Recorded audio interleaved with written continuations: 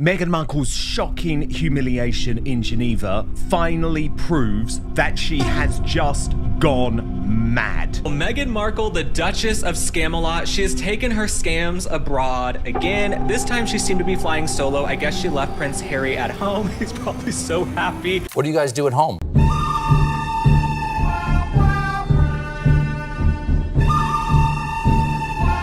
Who's filming this? I'm gonna come. I mean, the fact that she's literally standing in the middle of these empty streets and no one even gives a damn really does tell you something about the way that the public feel about this woman. And then you get to the content, which just goes completely against her own social media use, let alone the fact that the bloke behind all of this is Dr. Tedros, a very, very bad man. Tom Sykes was one of the only working journalists who actually flew into Geneva that weekend. He had a The Daily Beast column posted at 4:57 on Sunday morning, just hours before Meghan walked on stage at the World Health Organization. His three-word verdict on the photograph she had posted on Saturday night, a mirror selfie of her 4-year-old daughter, Lily, crouched inside a closet full of designer clothing, was simple. The hypocrisy was breathtaking. He anchored his argument to something Prince Harry had said on a podcast in Los Angeles last October. The quote, "and we will get to it," is the part of this story much of the British coverage has been quietly walking past. And before anyone says Meghan has every right to post her own daughter, hold on. Because Tom Sykes did not argue that she doesn't.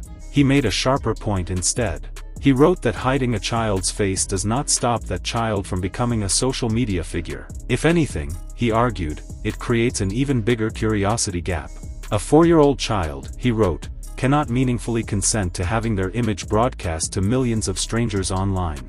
This is the story of the 19 hours between the photograph and the speech, the journalist who watched both, and what may have been hiding inside that closet. The setting was Sunday, the 17th of May, in Geneva, in the square opposite the European headquarters of the United Nations, just up the road from the famous broken chair sculpture that has stood there since 1997.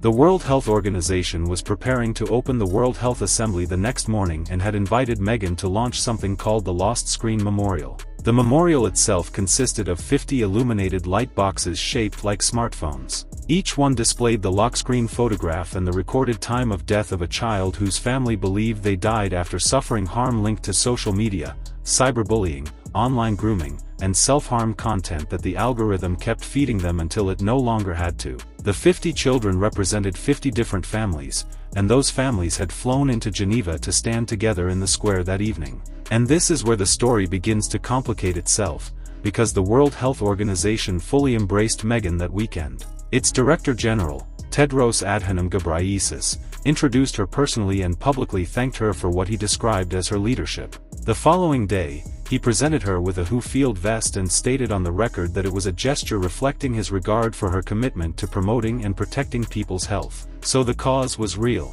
The endorsement was real. Whatever comes next, those two facts remain on the table. Meghan walked to the podium wearing a black Giorgio Armani trouser suit, her hair tied back in a low bun. On her wrist was Princess Diana's gold Cartier Tank Française, the same watch Diana famously wore and one Meghan has been seen wearing for several years now. Then she began the speech. These were her exact words, not paraphrased, taken directly from the World Health Organization's own published transcript. She said that advancing technologies like AI were not simply repeating the mistakes of the past. They were accelerating them and amplifying them at a speed society still struggles to fully understand. She built her argument around a simple metaphor. We did not tell parents to create their own seatbelts, she said, using it to argue that responsibility for online safety should not fall entirely on families while technology companies avoid accountability.